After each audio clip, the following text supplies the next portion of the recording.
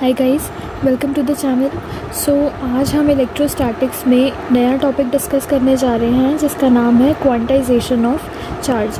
Basically quantization of charge property ही है charge की, वन ऑफ द प्रॉपर्टीज़ है चार्ज की, जो कि हम ऑलरेडी पढ़ चुके हैं और उस टाइम पे हमने ये भी डिस्कस किया था कि हम इसे इलेबोरेट वे में डिस्कस करेंगे। तो आज हम चार्ज की जो प्रॉपर्टी है quantization, that is charge is always quantized, इस प्रॉपर्टी को आज हम डिस्कस करेंगे। ओके, तो बेसिकली क्वांटाइजेशन ऑफ चार्ज का मतलब क्या होता है कि हमारे पास कोई भी एक रैंडम बॉडी है जिसके ऊपर चार्ज Q है। Suppose Q amount of charge है इस बॉडी के ऊपर, तो ये जो Q चार्ज है ये कितना है अमाउंट में, ये रैंडम वैल्यू नहीं हो सकती। ठीक है, ये जो Q की वैल्यू है ये कोई भी रैंडम वैल्यू नहीं हो सकती है। तो वो जो होती है हमारी डिस्क्रीट वैल्यूज़ होती है, इसको हम डिस्कस करेंगे। सबसे पहले यही जो हमने अभी बात डिस्कस की है, इसी से एक पॉइंट हम पढ़ते हैं कि एटम जो होता है वो इंडिविजिबल पार्टिकल होता है और जो मिनिमम चार्ज कैरी कर सकती है कोई भी body, that is charge on an electron.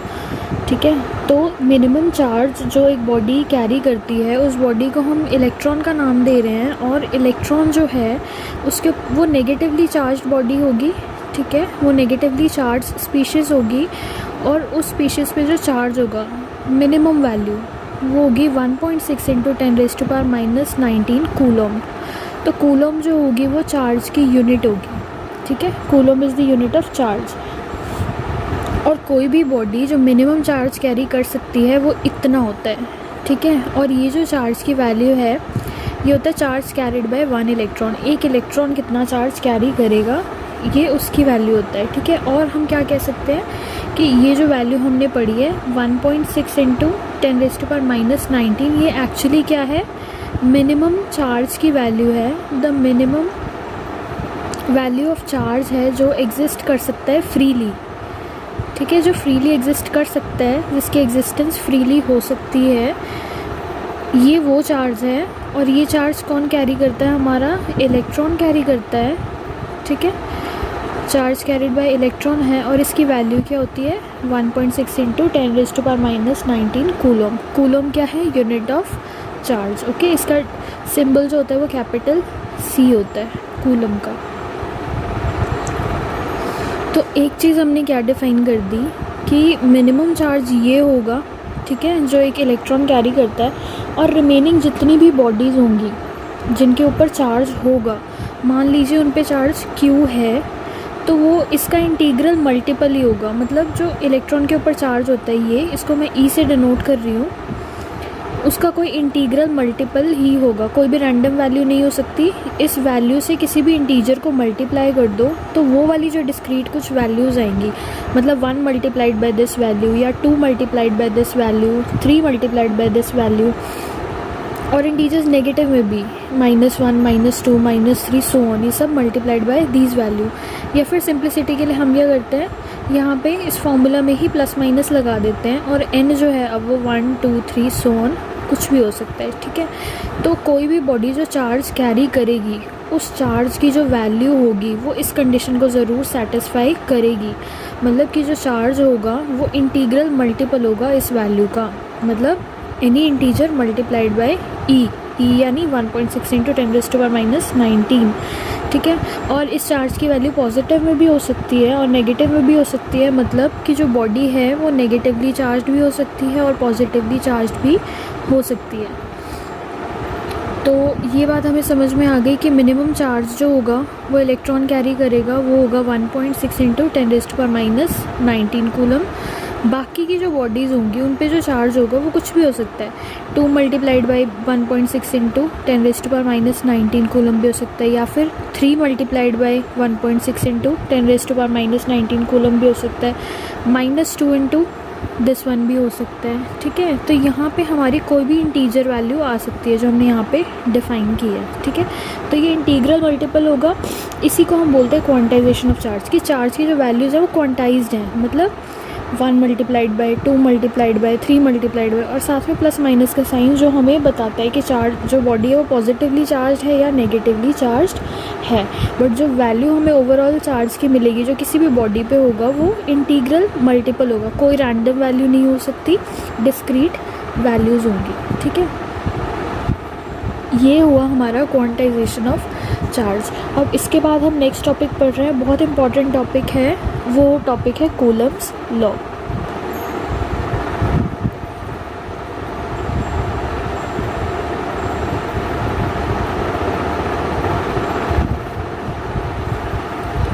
तो कूलम्स लॉ क्या कहता है कि बेसिकली हमारे पास दो चार्ज्ड बॉडीज़ हैं, ठीक है, दोनों का नाम दे देते हैं Q1 एंड Q2 है, और उन दोनों के बीच में जो डिस्टेंस है वो r है। ठीक है, ये पूरा सिस्टम एक वैक्यूम में पड़ा हुआ है। आप सपोज़ करिए ये पूरा सिस्टम वैक्यूम में है, ठीक है, एयर भी नहीं है वहाँ पे। तो ये दो चार्जेस हैं, ठीक है, पॉजिटिव भी हो सकते हैं, नेगेटिव भी हो सकते हैं। इनके बीच में जो फोर्स डेवलप होगी, ठीक है, जो चार्ज एक दूसरे को फोर्स लगा रहे होंगे, वो जो फोर्स होगी वो इन्वर्सली प्रोपोर्शनल होगी to the square of distance between them. वो हमने पढ़ा था, दो चार्जेस जो हैं वो जितने ज़्यादा दूर होंगे उनके बीच की इंटरैक्शंस उतनी कम होती जाती हैं।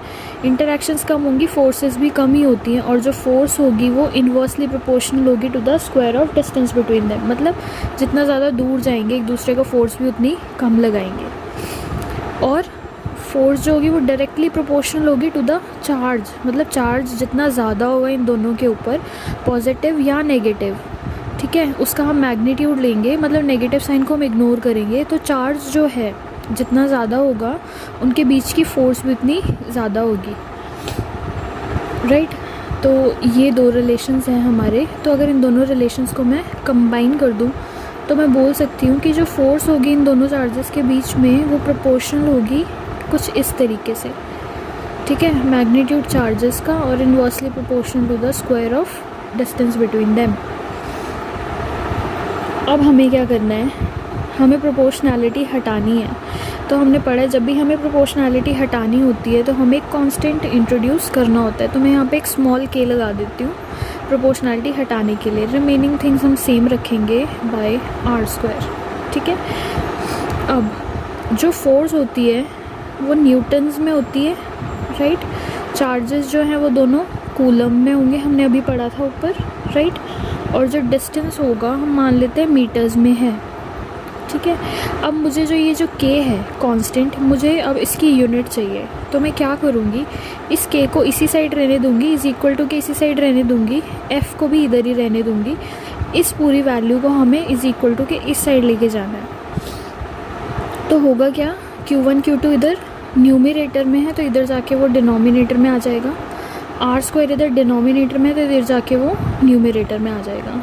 अब हमें क्या करना है, बस अब हमें इनकी यूनिट्स की वैल्यूज़ डालनी है। तो बेसिकली k जो होगा वो किसके इक्वल आएगा, r² मतलब डिस्टेंस का स्क्वायर। डिस्टेंस किस में होता है, मीटर में, तो ये आ जाएगा मीटर स्क्वायर। फोर्स होगी न्यूटन में, Q1 और Q2 दोनों कूलम में है तो कूलम स्क्वायर लिख सकती हूँ। तो बेसिकली इसकी यूनिट क्या आ गई, न्यूटन मीटर स्क्वायर पर कूलम स्क्वायर। कूलम स्क्वायर ऊपर जाएगा तो पर कूलम स्क्वायर। ये हमारी इस k की यूनिट्स आ गई हैं, ठीक है। अब बेसिकली अब हम इस k को भी डिफ़ाइन कर ही देते हैं कि ये k है क्या। इस k की जो वैल्यू होती है वो हमने प्रैक्टिकली कैलकुलेट की है, तो वो आती है 1/4 पाई एप्सिलॉन नॉट के इक्वल। अब ये एप्सिलॉन नॉट क्या है ये भी हम डिस्कस करेंगे, बट फ़िलहाल इस k की वैल्यू क्या होती है, 1/4 पाई एप्सिलॉन नॉट के इक्वल। ये आपको याद रखना है, ठीक है। एप्सिलॉन नॉट क्या होता है, एप्सिलॉन नॉट होता है हमारा परमिटिविटी कांस्टेंट, ठीक है, ये होता है परमिटिविटी कांस्टेंट। और एक चीज़ और, एप्सिलॉन नॉट लगा है तो इसका मतलब मैं वैक्यूम की बात कर रही हूँ। जब हम कोई सिस्टम को हम वैक्यूम के अलावा किसी और मीडियम में रखेंगे तो इसकी डिनोशन हम चेंज कर देंगे, बट फ़िलहाल हम उस सिस्टम की बात करें जो कि वैक्यूम में है, तो हम अभी इसको एप्सिलॉन नॉट ही रखेंगे। तो बेसिकली अब मैं क्या करूँगी, इस k की वैल्यू को इस इक्वेशन में मैं डाल दूँगी, ठीक है। k की वैल्यू मैं यहाँ पे सब्सटीट्यूट कर दूँगी, तो फॉर्मूला क्या बन जाएगा, F is equals to 1/4πε0 into Q1 Q2 by r square. ये बहुत काम का फॉर्मूला है, बहुत इम्पॉर्टेंट फॉर्मूला है। अब न्यूमेरिकल्स को जब हम सॉल्व करेंगे तो सॉल्व करते टाइम ये फॉर्मूला बहुत काम आने वाला है। और एक चीज़ और कि ये जो 1/4πε0 है बेसिकली इसकी वैल्यू होती है 9 × 10⁹ न्यूटन मीटर स्क्वायर पर कूलम स्क्वायर। ये हमने यहीं पे डिस्कस कर लिया, ठीक है। 1/4πε0 है क्या, बेसिकली के ही तो है, और के की वैल्यू हमने यूनिट जो है वो डिस्कस कर ली है, वो क्या होती है न्यूटन मीटर स्क्वायर पर कूलम स्क्वायर। तो 1/4πε0 की वैल्यू आपको याद रखनी है, 9 × 10⁹ होती है। जब हम न्यूमेरिकल सॉल्व करेंगे तो ये हमारे लिए बहुत हेल्पफुल होगा, ओके। तो बेसिकली हमने दो चीज़ें यहाँ पे डिस्कस कर ली हैं, क्वांटाइजेशन एंड कूलम्स लॉ। तो कूलम्स लॉ अभी जो हमने डिस्कस किया है उसमें बेसिकली जो हमारा पूरा सिस्टम था वो था वैक्यूम में, ठीक है। अब जब नेक्स्ट वीडियो में हम इसी को कंटिन्यू करेंगे कूलम्स लॉ को, तब हम वहाँ पे डिस्कस करेंगे कि अगर ये सिस्टम वैक्यूम में ना होके किसी मीडियम में हो तो हम फोर्स जो होगी वो इन दोनों चार्जेस के बीच की वो कैसे निकालेंगे। ऑल्सो अभी हम सिर्फ इनके मैग्नीट्यूड्स की टर्म्स में बात कर रहे हैं, लेकिन हमें अभी कूलम्स लॉ को वेक्टर्स की फॉर्म में भी पढ़ना है। तो Coulomb's law in vector form भी हम नेक्स्ट वीडियो में डिस्कस करेंगे।